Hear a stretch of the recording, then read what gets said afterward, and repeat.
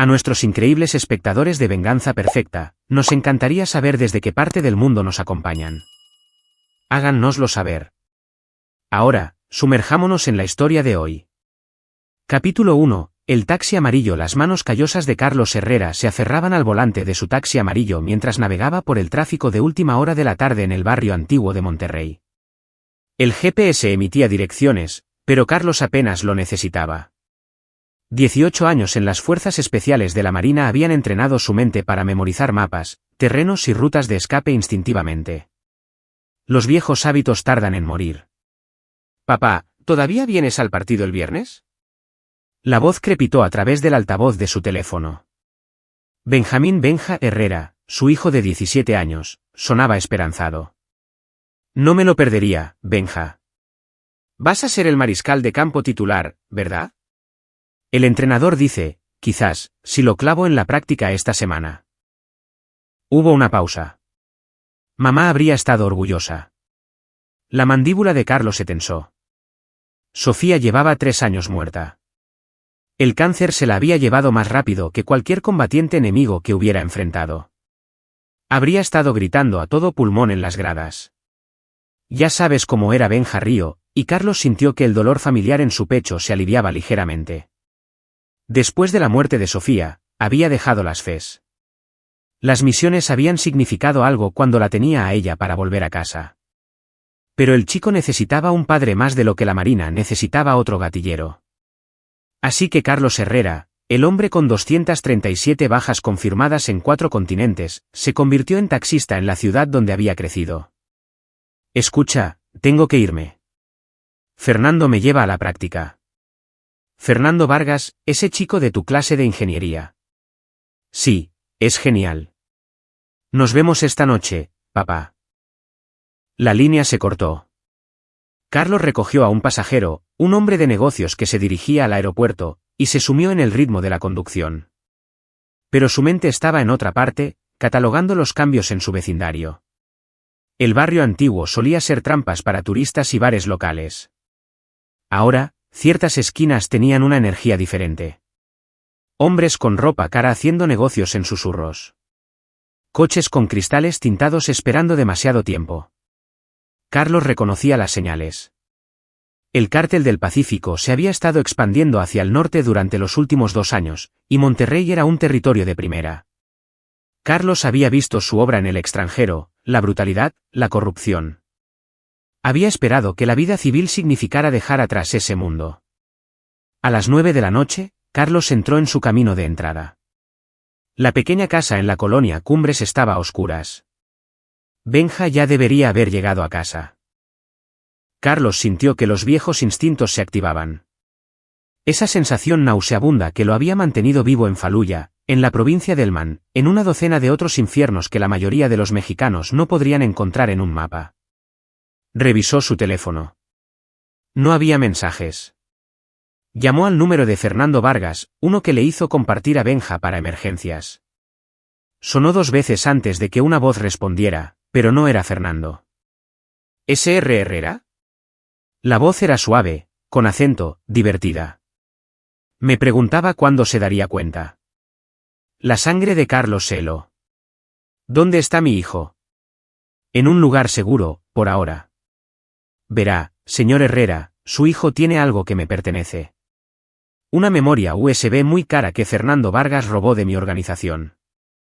Fernando está muerto, naturalmente, pero la memoria no estaba con él, lo que significa que su hijo la tiene. La mente de Carlos corría a toda velocidad. Fernando debió habérsela pasado a Benja, probablemente sin siquiera saber lo que llevaba. No sabe nada de tu memoria. Quizás. Pero hasta que la recupere, el chico se queda conmigo. ¿Un seguro, entiende? Déjame hablar con él. Mañana. Medianoche. Llamaré con instrucciones. La línea se cortó. Carlos se quedó de pie en su cocina oscura, respirando lenta y metódicamente. Caminó hasta el armario de su dormitorio y apartó los abrigos de invierno. Detrás de ellos había un panel falso que él mismo había instalado. Dentro, una Sig Sauer P226, su antigua arma de servicio, 2 cuchillos Ka-Bar, un chaleco táctico, y un teléfono desechable con un solo número programado. Marcó. Después de 4 tonos, más vale que sea bueno, Charlie. ¿Sabes qué hora es? Está pasando. Necesito el paquete. Esteban Salazar había sido el observador de Carlos durante 6 años en las FES. Después de retirarse, Esteban había abierto una firma de consultoría de seguridad que en realidad era una tapadera para vigilar el crimen organizado para clientes selectos. Le había advertido a Carlos sobre la expansión del Cártel del Pacífico meses atrás. Jesús, ¿qué pasó? Se llevaron a Benja. Hubo una larga pausa. Estoy en camino. 20 minutos. No hagas ninguna estupidez hasta que llegue. Carlos colgó y se quedó mirando las armas. Durante 3 años, había sido padre primero. Un taxista. Un hombre que intentaba construir una vida normal de las cenizas de la anterior. Pero algunas habilidades nunca se desvanecen. Algunos instintos nunca se embotan.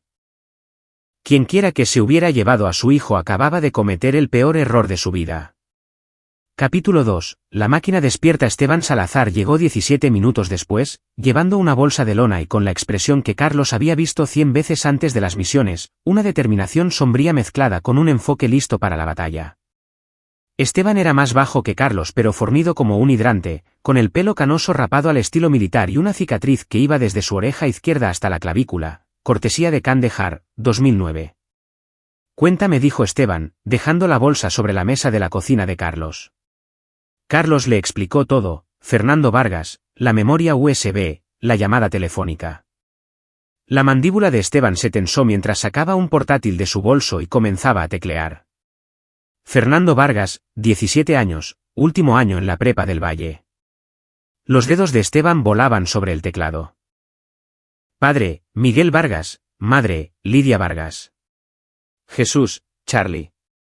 Miguel Vargas tenía un pequeño taller mecánico en la colonia industrial. Tiempo pasado. Su cuerpo fue encontrado hace 3 días. Tortura, al estilo ejecución. El cártel buscaba la memoria, dijo Carlos en voz baja. Y como no la encontraron, se llevaron al hijo. Esteban buscó imágenes de cámaras de seguridad de tráfico. El coche de Fernando fue visto por última vez dirigiéndose hacia la industrial. Luego nada. Se llevaron a ambos chicos de la calle. Carlos sintió la familiar frialdad extendiéndose por su pecho, el mismo desapego que había aprendido a cultivar antes de las misiones. La emoción era un lastre. La ira te volvía estúpido. ¿Pero la furia controlada? Eso era un arma. ¿Quién dirige las operaciones del Cártel del Pacífico en Monterrey? Esteban mostró una foto. Mauricio El Mauro Mendoza, 42 años, México-americano, nacido en Tijuana. Violento, ambicioso y lo suficientemente estúpido como para pensar que la expansión vale una guerra con los locales. Asumió el control hace 6 meses después de que arrestaran al jefe anterior.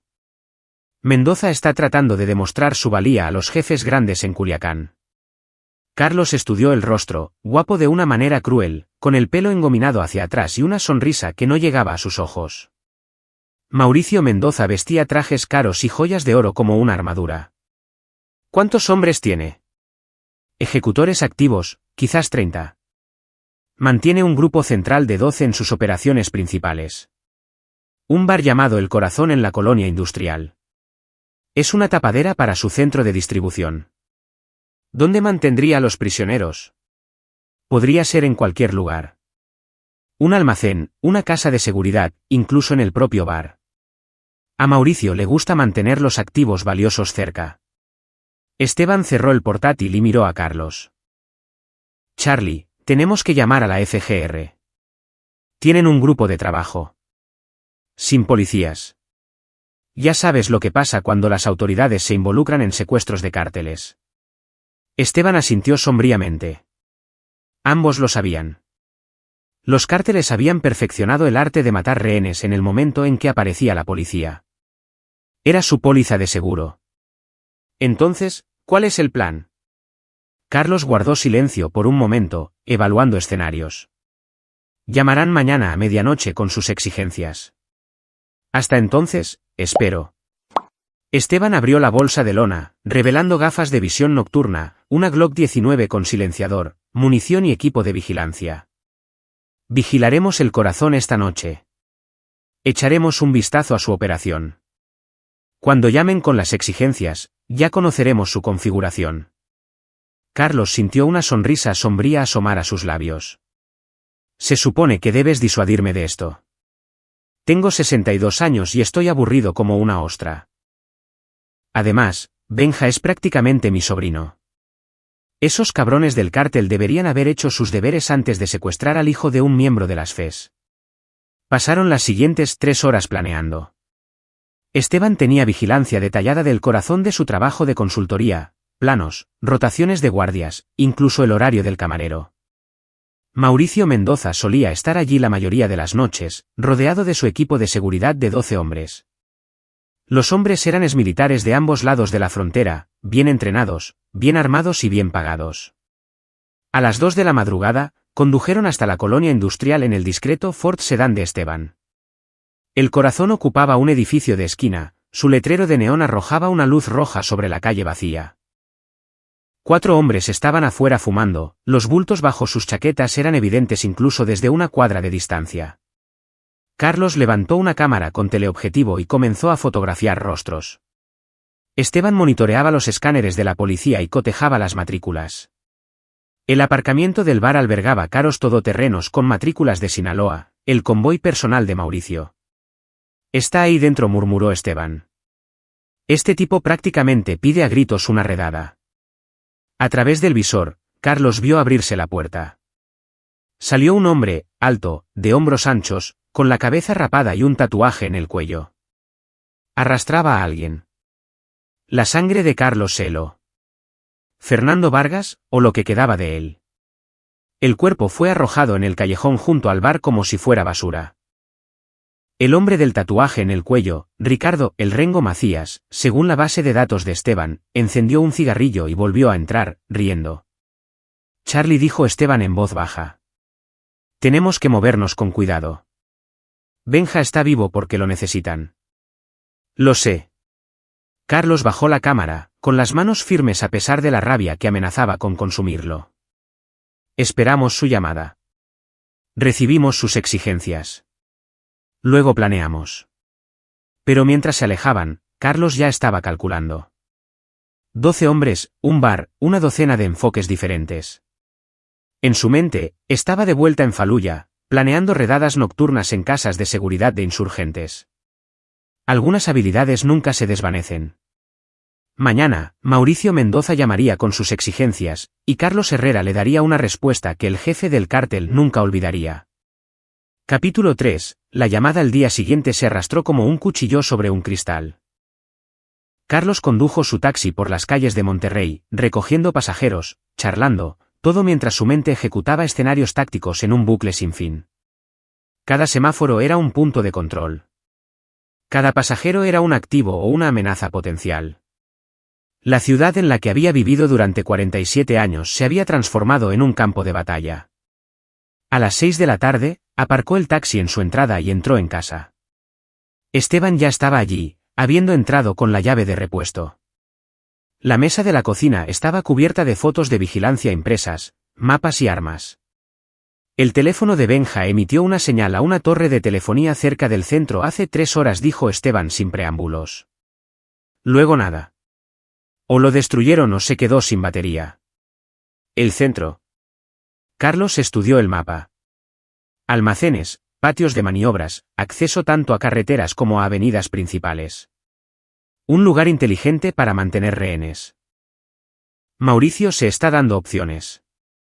Contacté a algunos viejos conocidos.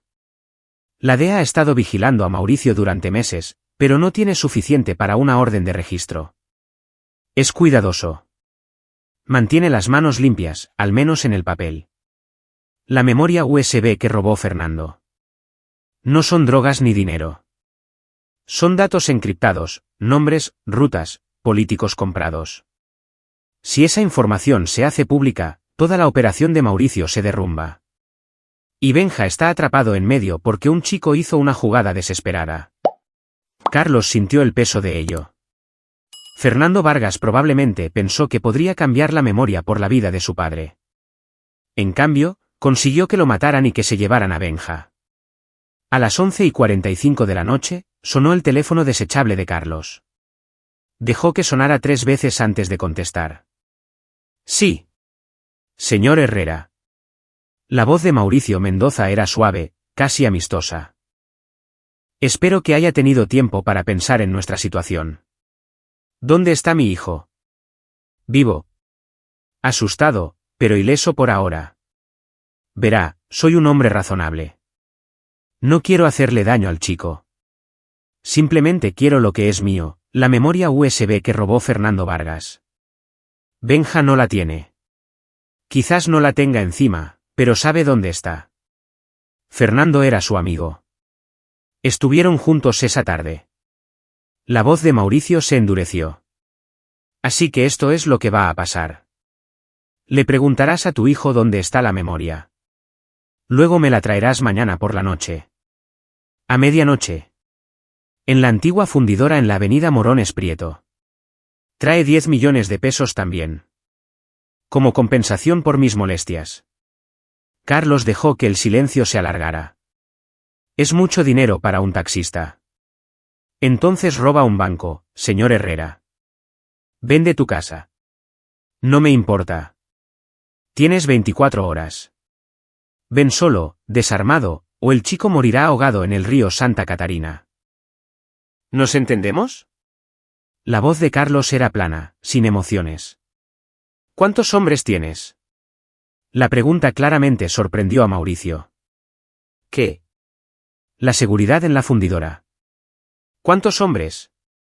Mauricio se rió, un sonido rico y divertido. 12. ¿Por qué? ¿Planeas ser un héroe, viejo? Tienes 50 años. Conduces un taxi. ¿Qué vas a hacer? Carlos miró fijamente a la pared, viendo a través de ella un recuerdo, edificios color arena en Mosul, crestas montañosas en Afganistán, claros en la selva de Colombia, rostros de hombres que habían cometido el mismo error que Mauricio cometía ahora, subestimar al hombre tranquilo de voz suave. Mi cuenta de bajas confirmadas, dijo Carlos con calma, es de 237. 18 años con el 3er batallón de FES. Revisa tus cámaras de seguridad en el corazón. ¿Qué? La diversión de Mauricio se desvaneció. ¿Esos 12 hombres que tenías en tu bar? ¿Los que usas para tu equipo de seguridad principal? Carlos miró su reloj. 11:47 de la noche. Justo a tiempo. Se están desangrando en el suelo ahora mismo. Tú vas a ser el número 238. Voy a por ti ahora. Colgó. Esteban lo miró. Por favor, dime que realmente les hiciste algo a esos tipos y no estás solo fanfarroneando. Carlos se permitió una pequeña sonrisa. Mientras ellos se habían estado preparando, la firma de consultoría de seguridad de Esteban había estado haciendo otro trabajo. 3 ex-FES y 2 ex-Riders de los Marines, todos hombres con los que Carlos había servido, habían recibido un lucrativo contrato para una operación de medianoche. El objetivo, el bar El Corazón. El teléfono de Carlos vibró. Un mensaje de texto de un número que no reconoció, paquete entregado. 12 de 12. Edificio asegurado. El teléfono de Esteban se iluminó con una transmisión de vídeo. A través de las imágenes granuladas de la cámara de seguridad, vieron al equipo de seguridad principal de Mauricio Mendoza yaciendo en el suelo del Corazón, atados con bridas y despojados de sus armas. No muertos. Carlos no era un asesino, pero definitivamente fuera de combate. Macías, el hombre que había arrojado el cuerpo de Fernando en el callejón, tenía la nariz rota y estaba inconsciente. Magnífico bastardo, respiró Esteban. ¿Realmente lo hiciste? El teléfono de Carlos volvió a sonar. La voz de Mauricio Mendoza ya no era suave. Hijo de puta. ¿Crees que esto cambia algo? Todavía tengo a tu chico. Y ahora tienes una opción, dijo Carlos en voz baja. Déjalo ir, y quizás vivas para ver el mañana. Quédatelo, y desmantelaré toda tu organización pieza por pieza. Empezando por ti. Eres un solo hombre. Soy el hombre que convirtió El Corazón en la escena de un crimen sin disparar un solo tiro. ¿Qué crees que haré cuando deje de ser educado? Carlos dejó que eso calara. Mañana a medianoche, en la antigua fundidora. Estaré allí. Pero Mauricio, no estaré solo y no estaré desarmado. ¿Quieres 10 millones de pesos?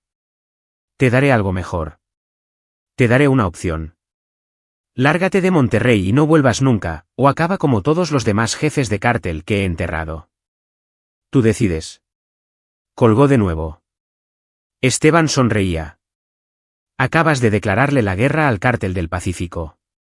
No, le declaré la guerra a Mauricio Mendoza. Hay una diferencia. Carlos comenzó a revisar sus armas. Mauricio es ambicioso. Se sobreextendió, tomó territorio demasiado rápido, se hizo enemigos. Los jefes del cártel en Culiacán están observando para ver si puede mantener Monterrey. Lo hacemos parecer débil, lo hacemos parecer un lastre. Lo dejarán tirado para salvar las apariencias. Esa es una apuesta muy arriesgada. Es la única jugada que salva a Benja. Carlos cargó su Sig Sauer con eficiencia practicada. El ego de Mauricio no le permitirá marcharse ahora. Intentará dar un ejemplo conmigo, lo que significa que mañana por la noche, traerá toda la fuerza que le quede a esa fundidora. Y estaremos listos. Esteban asintió lentamente. Como en los viejos tiempos. Como en los viejos tiempos, asintió Carlos. Pero mientras preparaba su equipo, pensó en Benja, su hijo que amaba el fútbol y la ingeniería y que todavía dormía con una foto de su madre en su mesita de noche. Benja, que no sabía que su padre había sido una vez el francotirador más condecorado del 3er Batallón de FES. Mañana por la noche, Benjamín Herrera descubriría exactamente quién era su padre en realidad. Y Mauricio Mendoza aprendería por qué no se amenaza a la familia de un miembro de las FES. Capítulo 4. El cazador Mauricio Mendoza miraba su teléfono como si fuera una granada de mano. A su alrededor, su lujosa suite en el ático del Hotel Safi Metropolitan se sentía como una jaula. A través de los ventanales del suelo al techo, el horizonte de Monterrey brillaba, pero Mauricio solo veía una amenaza en cada sombra. Jefe, tenemos que evacuar, dijo Joel Barrera, su segundo al mando. Joel era exmilitar, dado de baja con deshonor por agresión agravada, y había estado con Mauricio desde el principio. Este tipo, Herrera, no está bromeando. Eliminó a toda la banda de El Corazón sin matar a nadie. Eso es trabajo profesional. Sé lo que es trabajo profesional. Mauricio arrojó su vaso contra la pared. Por eso mismo no vamos a huir. ¿Crees que los jefes en Culiacán me respetarán si me acobardo ante un marino retirado? ¿Retirado? Joel mostró un archivo en su tableta. Carlos Herrera, 47 años. 18 años en servicio activo, Fuerzas Especiales de la Marina. 3 estrellas de bronce, 2 estrellas de plata, una cruz de la Armada. 237 bajas confirmadas en Irak, Afganistán, Siria y Colombia. Fue instructor de francotiradores en Temamatla antes de retirarse. Este tipo no está retirado. Es una maldita leyenda. Mauricio sintió un hielo en el estómago, pero forzó su expresión para que permaneciera tranquila. Es un solo hombre. Todavía tenemos al chico. ¿Lo tenemos? Joel abrió otra pantalla. Nadie ha revisado el almacén del centro en 3 horas. He estado llamando. Nadie contesta. Mauricio cogió su propio teléfono y marcó. Rin, rin, rin. Nada. Probó con el segundo número. El tercero. Todos en silencio. Trae a Tirso y a El Chino. Vamos para allá ahora. Tomaron la escalade blindada de Mauricio, con Tirso Sánchez conduciendo y Alex El Chino a costa de copiloto. Ambos hombres eran ex sicarios del cártel que Mauricio había reclutado en Tijuana. Brutales, eficientes, leales. O al menos lo habían sido hasta hacía 20 minutos, cuando apareció el aviso de recompensa. Joel le mostró el teléfono a Mauricio. En un foro de mensajes encriptado usado por mercenarios y contratistas, alguien había publicado una recompensa, 1 millón de pesos por hombre que entregue a Mauricio Mendoza a Carlos Herrera. Vivo preferiblemente, muerto aceptable. 2 millones de pesos adicionales por el regreso seguro de Benjamín Herrera. ¿Quién diablos publicó esto?, exigió Mauricio. No rastreable, pero está verificado. El dinero está en depósito. La expresión de Joel era sombría.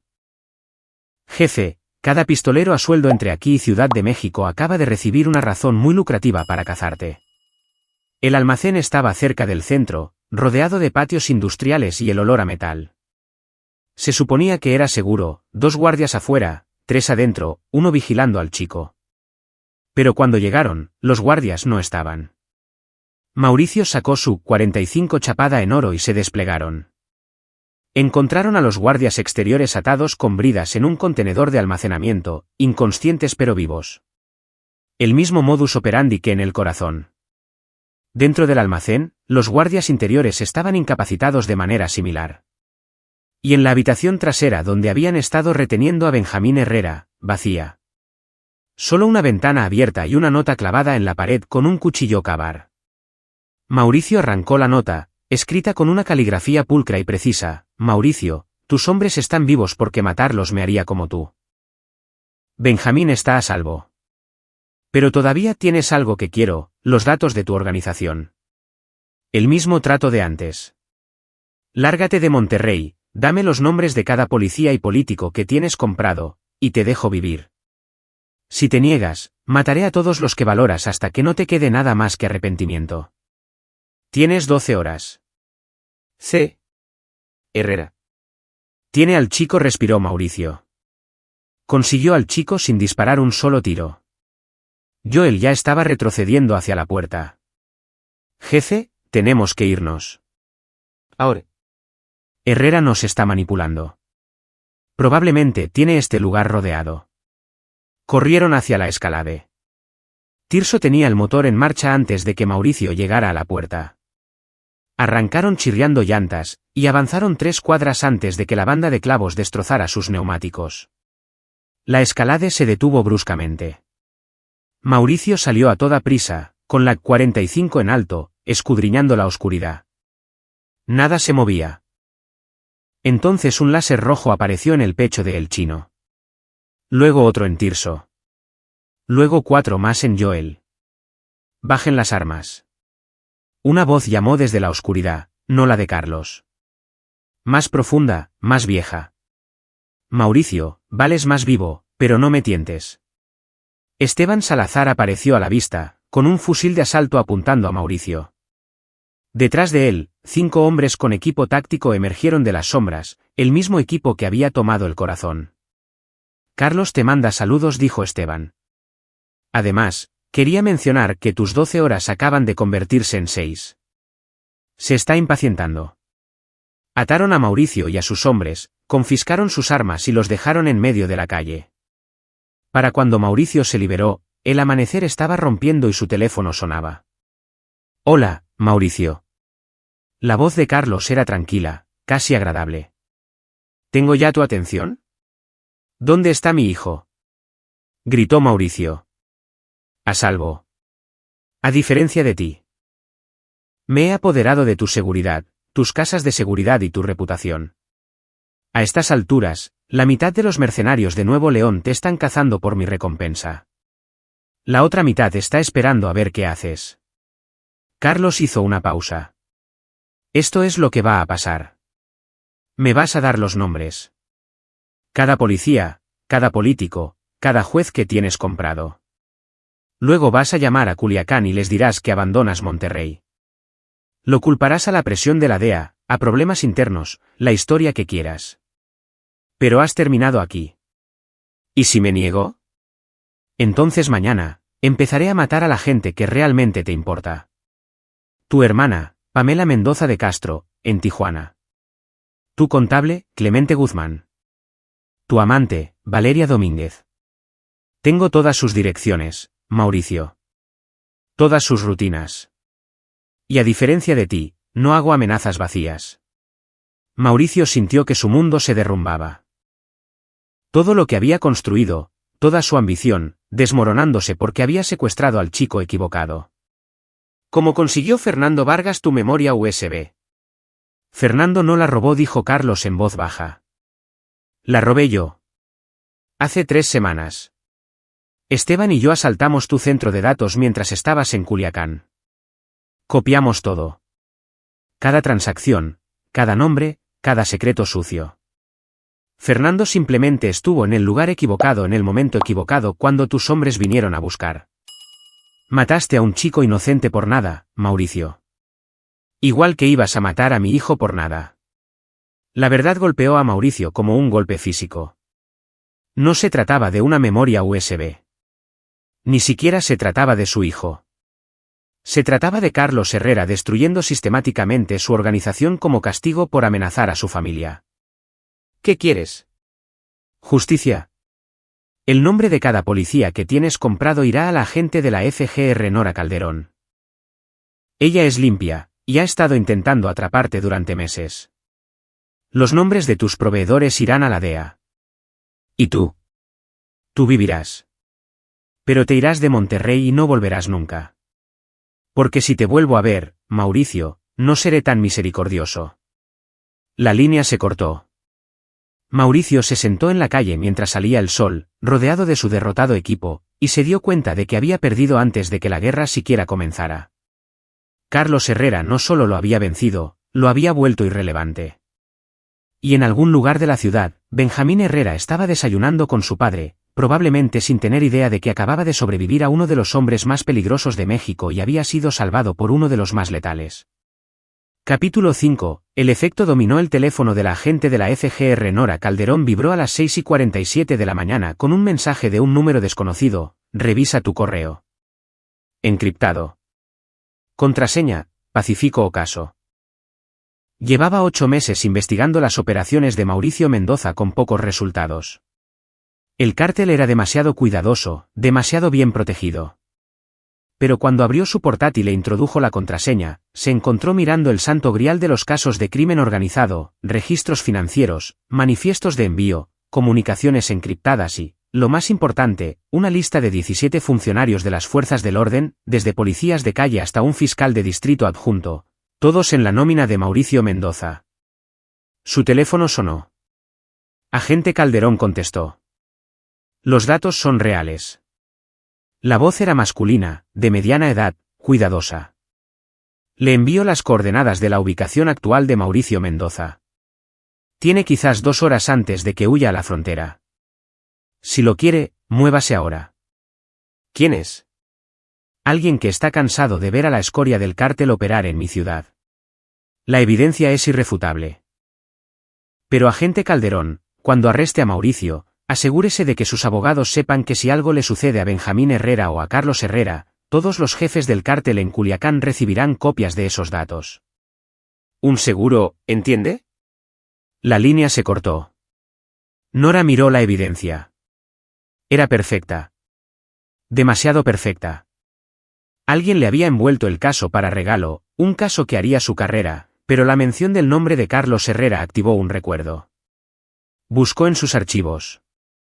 Carlos Herrera, 47 años, ex Fuerzas Especiales de la Marina, viudo, un hijo. El hijo, Benjamín Herrera, había sido reportado como desaparecido la noche anterior por la escuela cuando no se presentó. El informe de persona desaparecida todavía estaba pendiente porque Nora se desplazó hacia abajo.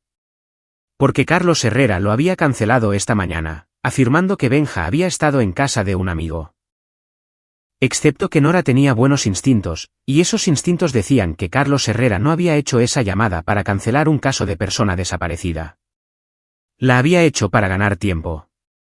Reunió a un equipo y se dirigió a la ubicación de Mauricio, un motel barato junto a la carretera nacional.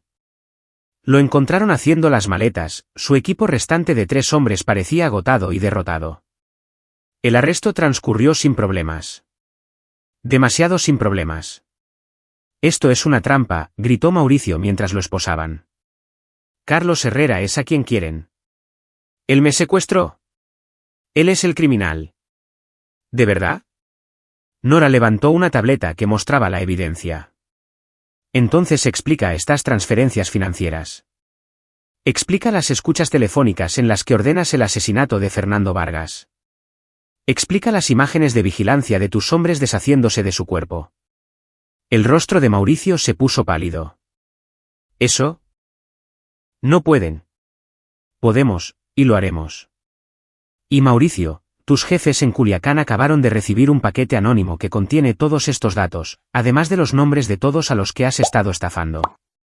Así que, incluso si consigues la fianza, eres un hombre muerto andante.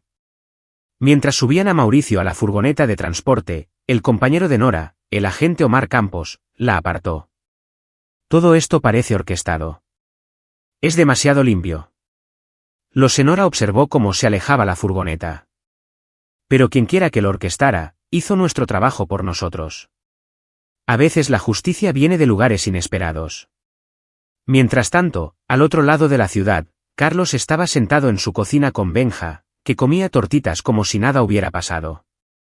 Esteban había recuperado al chico del almacén del centro 3 horas antes de que Mauricio siquiera supiera que iban a por él. Ahora, Benja estaba en casa, a salvo, y completamente inconsciente de la guerra que se había librado por él. «Papá, ¿está todo bien?», preguntó Benja, notando la mirada perdida de Carlos. Carlos volvió al presente. «Sí, todo está bien. ¿Cómo va el estudio para ese examen de física?» «Bien». Fernando iba a ayudarme, pero... La expresión de Benja se ensombreció. ¿Ya lo han encontrado? Carlos había temido esta conversación. Benja, Fernando está muerto. Los hombres que se lo llevaron. Lo mataron antes de atraparte a ti. Benja dejó el tenedor, con los ojos llenos de lágrimas. ¿Por esa memoria USB que me dio? El corazón de Carlos se detuvo. ¿Qué memoria USB? La que me dio en la escuela ayer. Tenía miedo, papá. Dijo que su padre tenía problemas con gente mala. Me pidió que la escondiera en un lugar seguro hasta que pudiera averiguar qué hacer. Benja sacó una pequeña memoria USB de su bolsillo. No sabía qué había en ella. ¿Lo juro? Carlos tomó la memoria con cuidado. Esta era la memoria por la que Mauricio había destrozado su organización. La memoria que Fernando había muerto protegiendo. Excepto que... La conectó a su portátil. Estaba en blanco. Completamente vacía. Carlos casi se rió. Fernando, aterrorizado y desesperado, había creado un señuelo. Le había dado a su amigo una memoria vacía para que la guardara, probablemente esperando que los datos reales estuvieran en algún lugar donde el cártel nunca los encontraría. El chico había sido más listo de lo que Carlos le había atribuido. «Papá». Benja parecía preocupado. ¿Estoy en problemas? No, hijo. Hiciste exactamente lo que un buen amigo debería hacer. Carlos abrazó a Benja. La familia de Fernando ya no está, pero él intentó hacer lo correcto. Y eso importa. Lo que Carlos no le dijo a Benja fue que la investigación de Esteban había descubierto la verdad. El padre de Fernando, Miguel Vargas, había sido un mecánico con un problema de juego. Se había endeudado con el cártel e intentó pagarlo robando datos de sus coches cuando los reparaba, un método crudo pero efectivo. El cártel descubrió el robo y lo mató. Fernando, afligido y enfadado, había tomado el portátil de su padre e intentado usar la información para exponer al cártel ante las autoridades. Debería haber funcionado. Fernando era inteligente, capaz, pero tenía 17 años y estaba asustado. Y el cártel era despiadado. Así que Carlos había terminado lo que Fernando empezó. Cada policía sucio, cada funcionario corrupto, cada proveedor del cártel, todo enviado a la FGR, la DEA y el SAT. La muerte de Fernando Vargas no sería en vano. ¿Puedo ir a la escuela hoy?, preguntó Benja. Carlos dudó. Cada instinto le gritaba que mantuviera a Benja cerca, que nunca lo perdiera de vista. Pero envolver a su hijo en plástico de burbujas no era vivir. Era solo otro tipo de prisión. Sí. Pero te llevo yo. Y Benja, durante las próximas semanas, quiero que me llames cada 2 horas. ¿Entendido? Entendido. Benja se detuvo en la puerta. Papá, cuando dijiste que todo estaba bien, ¿estabas mintiendo? Carlos miró a los ojos de su hijo. Benja era perceptivo. Siempre lo había sido. Merecía algo mejor que tópicos. Estaba mintiendo. Pero lo arreglé. Y siempre lo arreglaré, Benja. Ese es mi trabajo. Benja asintió lentamente, procesándolo. Luego cogió su mochila y se dirigió a la puerta. Papá. Gracias por dar miedo cuando tienes que darlo. Carlos vio a su hijo irse, luego se volvió hacia Esteban, que había estado escuchando desde la sala de estar. Mauricio está arrestado. Su organización está en ruinas. Pero sabes que esto no ha terminado, dijo Esteban. Lo sé. El cártel enviará a alguien a limpiar el desastre. Quizás en 6 meses. Quizás en 1 año. Carlos revisó sus armas. Que vengan. Aprenderán la misma lección que Mauricio. ¿Y qué lección es esa? Carlos sonrió sombríamente. No amenaces al hijo de un padre. Solemos volvernos irracionales. Capítulo 6. El jugador en la sombra. 3 días después del arresto de Mauricio Mendoza, un hombre llamado Jeremías, el licenciado Maldonado, bajó de un avión privado en el Aeropuerto Internacional de Monterrey. Vestía un traje italiano, llevaba un maletín de cuero y se movía con la tranquila confianza de alguien que nunca había tenido que demostrar su valía a través de la violencia. Jeremías tenía 49 años, un MBA de Harvard, y era el solucionador de problemas del Cártel del Pacífico. Los jefes en Culiacán lo habían enviado para evaluar la situación de Monterrey y decidir si reducir pérdidas o redoblar la apuesta. Lo que encontró fue peor de lo previsto. Mauricio Mendoza estaba bajo custodia federal, cantando como un canario para reducir su sentencia. 17 funcionarios de las fuerzas del orden habían sido arrestados por cargos de corrupción. La red de distribución del cártel en el noreste del país era un caos. Y en el centro de todo ello estaba un taxista de 47 años llamado Carlos Herrera. Jeremías se sentó en un Mercedes alquilado, leyendo el expediente militar de Carlos. Era una lectura impresionante. El francotirador más condecorado del 3er Batallón de FES. Misiones en Irak, Afganistán, Colombia y Siria. Operaciones antiterroristas que todavía estaban clasificadas. Y luego, hace 3 años, simplemente se había marchado para criar a su hijo. ¿Qué sabemos de sus capacidades actuales?, preguntó Jeremías a su asistente, David Echavarría, un exmarine convertido en analista de inteligencia del cártel. Ha mantenido contacto con al menos 15 exmiembros de operaciones especiales. La recompensa que publicó por Mauricio fue financiada a través de una cuenta offshore que no podemos rastrear. Su socio, Esteban Salazar, dirige una firma de seguridad que en realidad es una tapadera para trabajo militar privado. En resumen, Herrera puede pedir favores a gente con la que no queremos meternos. Jeremías tamborileó los dedos en el volante. Mauricio cometió 3 errores. Primero, secuestró al hijo de Herrera sin saber quién era el padre. Segundo, subestimó las capacidades de un miembro de las FES. Tercero, asumió que la fuerza bruta funcionaría. Entonces, ¿cuál es nuestra jugada? No tenemos ninguna. Reducimos pérdidas y nos retiramos de Monterrey. Jeremías vio la sorpresa de David. El análisis costo-beneficio no funciona. Luchar contra Herrera significa luchar contra su red. Esos son docenas de veteranos de operaciones especiales, todos con experiencia en combate, todos leales entre sí. Ganaríamos eventualmente por pura superioridad numérica, pero el daño colateral traería una atención federal que no podemos permitirnos. Además, Herrera ya envió nuestros datos a la FGR. Nuestra protección política ha desaparecido. A los jefes no les gustará. Los jefes entenderán una retirada estratégica. Jeremías arrancó el coche. Pero primero, necesito hablar con Carlos Herrera. Carlos conducía su taxi cuando un Mercedes se detuvo a su lado en un semáforo en rojo. La ventanilla trasera bajó, revelando a un hombre bien vestido con ojos inteligentes. Señor Herrera, me pregunto si tiene un momento para un viaje. Pagaré bien. Cada instinto gritaba peligro, pero la mano de Carlos ya estaba en la Glock bajo su asiento. ¿A dónde? A cualquier parte. Solo quiero hablar. Carlos estudió al hombre. No era una amenaza, al menos no una inmediata. Se detuvo y el hombre subió al asiento trasero. Jeremías Maldonado. Trabajo para la gente para la que trabajaba Mauricio Mendoza. Sé quién es usted. Es el equipo de limpieza del cártel. Jeremías sonrió levemente. Directo. Aprecio eso, señor Herrera. Estoy aquí para entregar un mensaje de Culiacán. Nos retiramos de Monterrey. El arresto de Mauricio, combinado con su intervención, ha hecho este territorio insostenible. Ha ganado. ¿Eso es todo? ¿Simplemente se van? ¿Qué querría que hiciéramos? Podríamos enviar más hombres, empezar una guerra.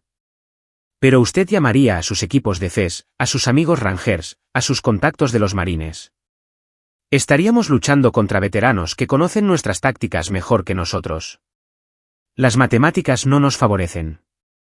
Jeremías se inclinó hacia adelante. Verá, señor Herrera, Mauricio pensó que usted era solo un padre enfadado. No se dio cuenta de que es un pensador estratégico. No solo rescató a su hijo. Desmanteló nuestra infraestructura, corrompió nuestra protección política e hizo de Mauricio un ejemplo que resonará en toda la organización.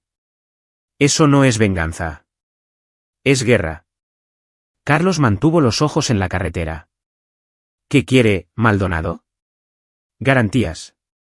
Usted tiene datos sobre nuestras operaciones, nuestra gente. Nos vamos de Monterrey, pero operamos en otras ciudades.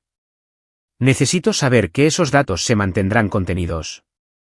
Le di a la FGR todo sobre las operaciones de Monterrey. Lo que pase en Ciudad de México, Guadalajara o Cancún. No es asunto mío. Mientras se mantengan alejados de mi ciudad y de mi familia, no tenemos ningún problema. Jeremías asintió lentamente. Justo. Pero necesito preguntar, ¿por qué no mató a Mauricio? Tuvo múltiples oportunidades. Un hombre con sus habilidades podría haberlo hecho desaparecer. Carlos se detuvo y se giró para mirar a Jeremías. Porque ya no soy un asesino. Soy un padre.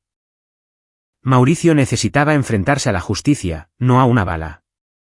Su organización necesitaba colapsar públicamente para que todos supieran que hay consecuencias. Si simplemente lo hubiera matado en silencio, habrían enviado a otro y estaríamos teniendo una conversación diferente. Está diciendo que el espectáculo importaba. El espectáculo era el objetivo. La voz de Carlos era fría. Quería que todos los jefes de cártel desde aquí hasta Culiacán supieran que Monterrey está fuera de los límites. Toquen a mi familia de nuevo, toquen a cualquiera en esta ciudad bajo su protección, y no me detendré en desmantelar una operación. Derribaré toda la red. ¿Esos datos que le di a la FGR? Eso es solo Monterrey. Pero Esteban ha estado recopilando inteligencia sobre su organización durante años. Conocemos sus rutas, sus proveedores, sus operaciones de lavado de dinero en 3 países. Si me presionan, lo quemaré todo. Jeremías guardó silencio por un largo momento. Ese es un farol audaz. No es un farol. Revise sus cuentas en las Islas Caimán. Las que están bajo corporaciones fantasma registradas a nombre de Christine Sims y Lisa Molina. ¿Nota algo diferente? Jeremías sacó su teléfono, su expresión tranquila, pero sus dedos se movían rápidamente. Luego su rostro palideció. ¿Usted? ¿Cómo? Transferí exactamente 20 pesos de cada cuenta solo para demostrar que podía hacerlo. La sonrisa de Carlos no llegó a sus ojos. Esas cuentas tienen 850 millones de pesos en fondos del cártel. Con una llamada telefónica, puedo mover ese dinero a las cuentas de decomiso de activos de la DEA, o puedo dejarlo en paz. Su elección depende de si tenemos un entendimiento. Jeremías cerró su teléfono con cuidado. Tenemos un entendimiento. Monterrey es suyo. Bien. Ahora, fuera de mi taxi. Después de que Jeremías se fuera, Carlos condujo durante 1 hora, asegurándose de que no lo seguían. Luego llamó a Esteban. Por favor, dime que no hackeaste realmente cuentas bancarias del cártel, dijo Esteban. Por supuesto que no. Pero nuestro amigo David Echavarría, el asistente de Jeremías, nos ha estado pasando información durante 6 meses. Resulta que el cártel mató a su hermano en una situación de identidad equivocada. David ha estado esperando una oportunidad para hacerles daño sin que lo atrapen. Carlos sonrió sombríamente. Acabo de darle esa oportunidad. A cambio de la información de la cuenta de las Caimán, David obtiene inmunidad y una nueva identidad cortesía de la FGR. Magnífico bastardo. Acabas de convertir a su propio analista de inteligencia. Lo convertí hace 6 meses. Todo esto con Mauricio. David nos pasó la información sobre el intento de secuestro antes de que sucediera. Hemos estado jugando al ajedrez mientras Mauricio jugaba a las damas. Esteban se rió. ¿Y ahora qué? Ahora recojo a mi hijo de la escuela, quizás cenamos algo, intento recordar cómo se siente la vida normal. Pero mientras Carlos conducía por la ciudad, sabía que normal era una mentira que se contaba a sí mismo. Porque hombres como Jeremías Maldonado no se marchaban sin más. Se retiraban, se reagrupaban y planeaban. Y algún día, quizás en años, el cártel volvería a poner a prueba a Monterrey. Cuando llegara ese día, Carlos Herrera estaría listo. Capítulo 7. El último hilo. Durante 2 semanas, la vida volvió a algo parecido a la normalidad. Carlos conducía su taxi. Benja iba a la escuela, aunque ahora estaba más callado, procesando la muerte de Fernando de la manera en que lo hacen los adolescentes, con silencio y distancia.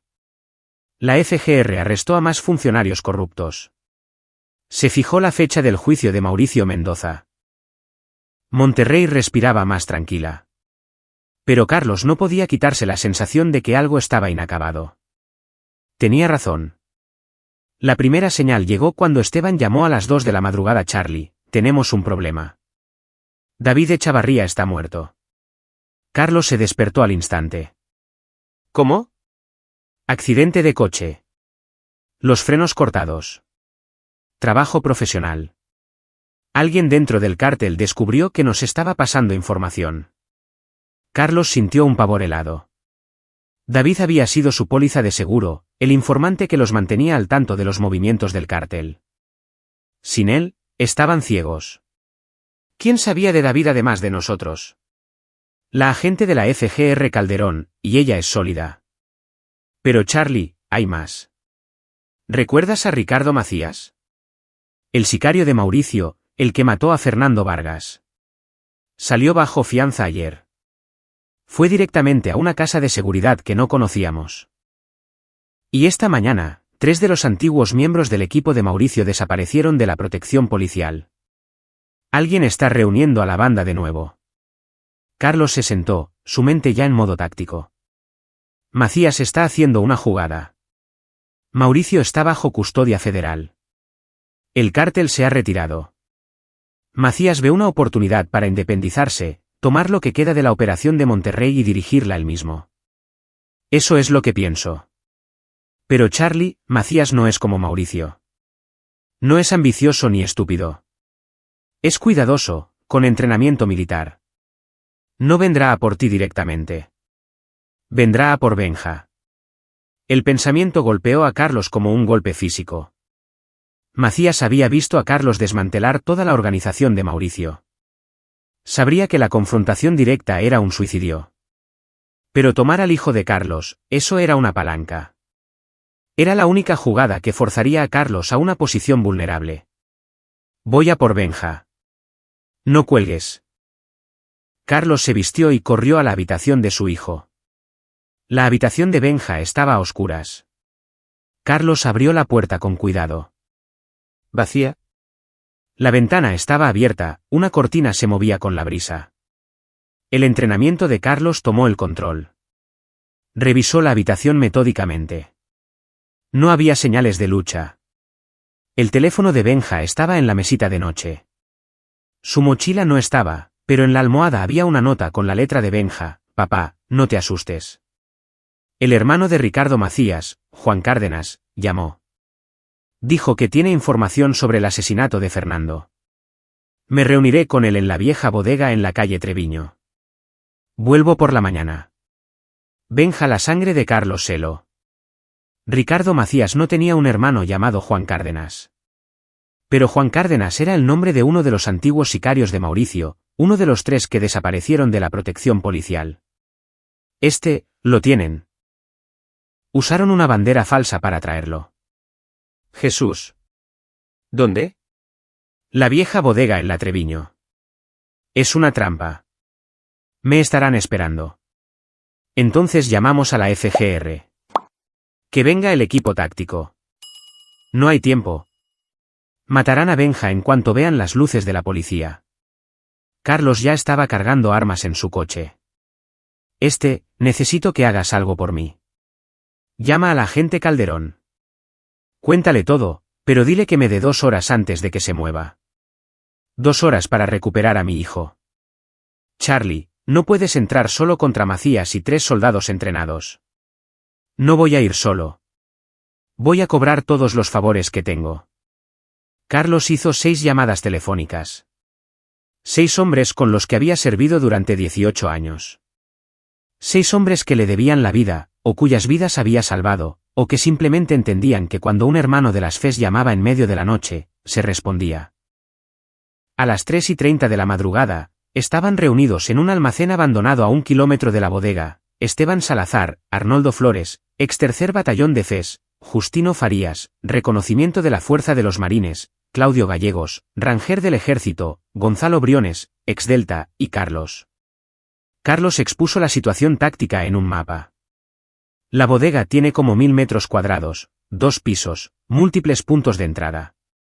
Macías tiene a Benja en algún lugar dentro. Esperará que yo vaya solo. No esperará esto. ¿Cuál es el plan?, preguntó Arnoldo. Tenía 52 años, barba canosa y todavía estaba fornido como un linebacker. Dividir y aislar. Tú y Claudio tomen la entrada norte. Supriman cualquier resistencia, pero no se enfrenten a menos que sea necesario. Justino, Gonzalo, ustedes vienen conmigo por el lado sur. Arnoldo, tú estarás de vigilancia en el edificio de enfrente. Si alguien sale que no sea Benja o yo, lo detienes. ¿Reglas de enfrentamiento?, preguntó Justino. La expresión de Carlos era fría. Macías y su equipo son asesinos de policías. Mataron a David Echavarría. Tienen a un menor como rehén.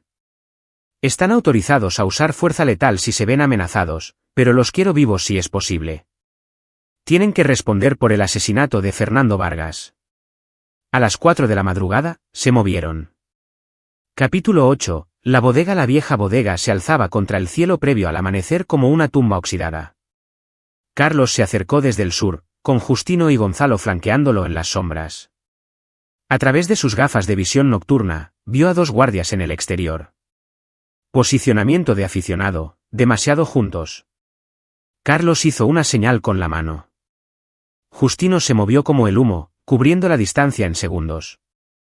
2 disparos silenciados de su pistola, y ambos guardias cayeron con dardos tranquilizantes. No muertos. Carlos había insistido en opciones no letales cuando fuera posible, pero despertarían con conmociones cerebrales y bridas de plástico. Entrada sur despejada, susurró Carlos en sus comunicadores. Entrada norte asegurada, informó Esteban. Otros 2 guardias abatidos. Esto es casi demasiado fácil. Fue entonces cuando Carlos supo que algo andaba mal. Ricardo Macías era exmilitar, cauteloso. No dejaría solo a 4 guardias en una situación con rehenes. A menos que sea una trampa, dijo Carlos. Macías sabía que vendríamos con fuerza. Tiene a Benja en otro lugar y ha convertido este sitio en una trampa mortal. Retirada. La bodega explotó. No literalmente sin fuego ni escombros, pero los reflectores se encendieron, cegándolos desde posiciones ocultas. Una docena de hombres abrieron fuego con armas automáticas. Carlos se lanzó detrás de un contenedor oxidado mientras las balas chispeaban en el metal a su alrededor. ¡Contacto! Resistencia intensa, gritó Gonzalo. Carlos evaluó rápidamente. Macías había reclutado a más que solo al viejo equipo de Mauricio. Había contratado mercenarios, probablemente usando fondos del cártel que Mauricio había escondido. Las armas que usaban eran de grado militar y el posicionamiento era profesional. Arnoldo, ¿de dónde viene el fuego?, exigió Carlos. Ventanas del segundo piso, pasarelas, 3 posiciones en la planta baja. El rifle de Arnoldo sonó una vez, 2 veces. 2 hostiles abatidos. Pero Charlie, estoy viendo al menos 15 tiradores. Este es un equipo táctico completo. La mente de Carlos corría. Estaban atrapados, superados en número, y Benja todavía estaba dentro.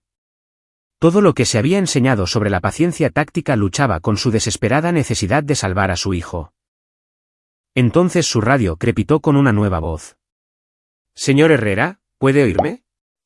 «Ricardo Macías». «Te oigo», dijo Carlos con calma, a pesar de que su corazón se aceleraba. «Tu hijo está vivo, por ahora. Tienes un buen ejército, pero yo tengo más, y lo tengo a él. Así que esto es lo que va a pasar. Vas a decirles a tus hombres que se retiren.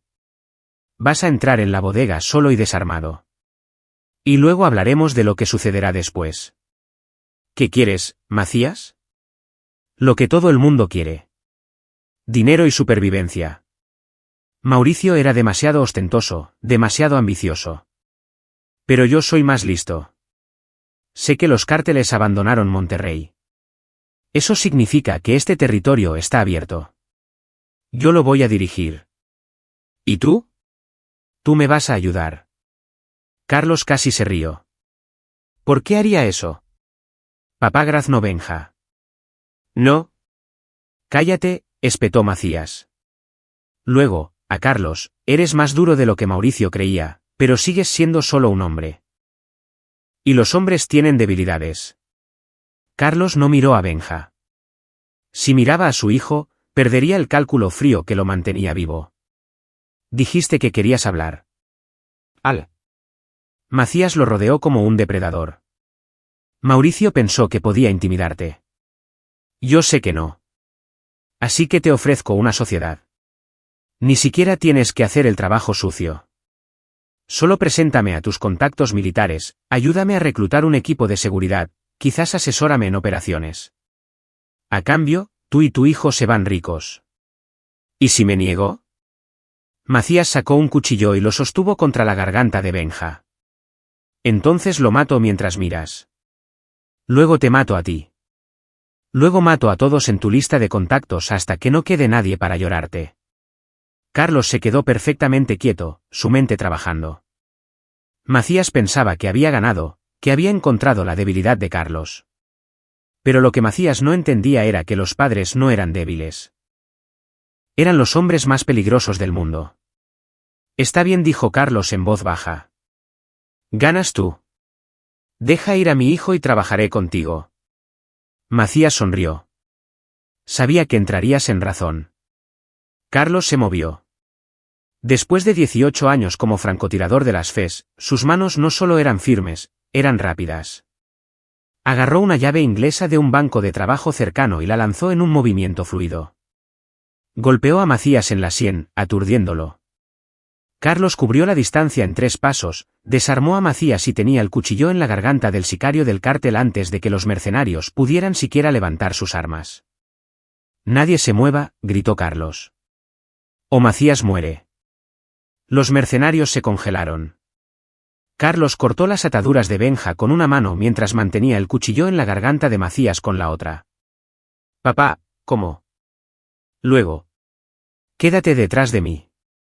Pero Macías se rió, con sangre corriendo por su rostro. «¿Crees que has ganado?» «Todavía estás rodeado. Si me matas, mis hombres los matan a los dos». «Quizás», dijo Carlos. «O quizás deberías preguntarte por qué entré aquí tan tranquilo». Fue entonces cuando llegó la FGR. La agente Nora Calderón le había dado a Carlos sus 2 horas, pero también había posicionado a su equipo táctico de la AIC alrededor del perímetro, esperando la señal de Carlos. En el momento en que agarró a Macías, Arnoldo había enviado el código a través de un marcador láser, visible solo a través de visores tácticos. Ahora, granadas aturdidoras detonaron, el humo llenó la bodega y agentes federales irrumpieron con una fuerza abrumadora. Los mercenarios, al darse cuenta de que estaban a punto de ser arrestados por secuestro y asalto a agentes federales, Esteban lo había reportado como un ataque al personal de la FGR, se rindieron en masa. Ricardo Macías gruñó. «Lo planeaste todo». «¿Todo?» «Desde el momento en que te llevaste a mi hijo», confirmó Carlos. «Sabía que intentarías algo así. Así que me aseguré de que la FGR supiera exactamente dónde estar y cuándo. Querías usar a Benja como palanca. En cambio, Acabas de darle a la agente Calderón suficiente evidencia para encerrarte de por vida. Mientras la FGR esposaba a Macías y a su equipo, Carlos abrazó a Benja con fuerza. Papá, lo siento. Pensé que estaba ayudando. No hiciste nada malo. Usaron la muerte de Fernando para manipularte. Pero ya se acabó. Nos vamos a casa. Capítulo 9. Consecuencias. 3 semanas después, Carlos estaba sentado en la oficina de la agente de la FGR Nora Calderón, firmando la última de las declaraciones de testigos. El caso contra Ricardo Macías y su equipo de mercenarios era irrefutable: secuestro, intento de asesinato, tráfico de armas. Mauricio Mendoza ya se había declarado culpable para evitar un juicio que expondría más operaciones del cártel. Ambos hombres pasarían el resto de sus vidas en una prisión federal. ¿Sabes?, dijo Nora, recostándose en su silla, debería arrestarte a ti también. Justicia por mano propia, conduciendo operaciones militares en suelo mexicano, sobornando testigos. Pero no lo harás, dijo Carlos con calma. No. No lo haré. Porque técnicamente, no violaste ninguna ley que pueda probar. Rescataste a tu hijo de secuestradores. Proporcionaste evidencia contra el crimen organizado. E hiciste mi carrera entregándome el mayor golpe al cártel en la historia de Monterrey. Sonrió levemente. Solo prométeme que has terminado de jugar al soldado. He terminado. Solo quiero volver a ser un padre. Nora asintió. Por lo que vale, señor Herrera, es usted un padre increíble. Carlos condujo a casa en su taxi. Las calles familiares de Monterrey se veían diferentes ahora. Más ligeras, de alguna manera. La presencia del cártel había desaparecido. Los policías corruptos estaban en la cárcel. La ciudad se sentía más segura. En casa, Benja estaba en la sala de estar haciendo la tarea. Levantó la vista cuando Carlos entró, y por un momento, ninguno habló. Luego Benja dijo: la mamá de Fernando me llamó. Quería agradecernos. Dijo que la FGR le dijo que fuimos la razón por la que atraparon a sus asesinos. Fernando fue valiente. Intentó hacer lo correcto. Tú también. Benja dejó el lápiz. Papá, sé que no me has contado todo sobre lo que pasó, y está bien. Pero necesito saber. ¿Estamos a salvo ahora? Carlos se sentó junto a su hijo. Sí, Benja. Estamos a salvo. Las personas que nos amenazaron ya no están. Y si alguien intenta hacerte daño de nuevo, enfrentarán las mismas consecuencias. Das un poco de miedo cuando quieres. Carlos sonrió. Solo a la gente que amenaza a mi familia. Para ti, solo soy papá. Se sentaron en un cómodo silencio por un rato. Luego Benja preguntó: ¿realmente tuviste 237 bajas confirmadas? Eso es clasificado. Papá. Carlos suspiró. Sí, las tuve. Pero cada una de ellas fue en defensa de mi país o de gente inocente. No estoy orgulloso de ello, Benja. Solo estoy satisfecho de haber usado esas habilidades para proteger a quienes lo necesitaban. Especialmente a ti. Benja guardó silencio por un momento. Luego: gracias por ser mi papá. Carlos sintió que las lágrimas amenazaban, la primera emoción real que se había permitido sentir en semanas. Gracias por ser mi hijo. Esa noche, después de que Benja se fue a la cama, Carlos se quedó en su patio trasero mirando las estrellas. Su teléfono sonó. Esteban Salazar. ¿Estás viendo las noticias?, preguntó Esteban. Carlos entró y encendió la televisión. Una noticia de última hora: Jeremías Maldonado, el solucionador de problemas del Cártel del Pacífico, había sido arrestado en Ciudad de México por cargos de lavado de dinero. La evidencia: pistas anónimas y registros financieros de cuentas offshore. Carlos sonrió. El último regalo de David Echavarría, entregado póstumamente a través de interruptores de hombre muerto encriptados. Parece que David tuvo su venganza después de todo, dijo Esteban.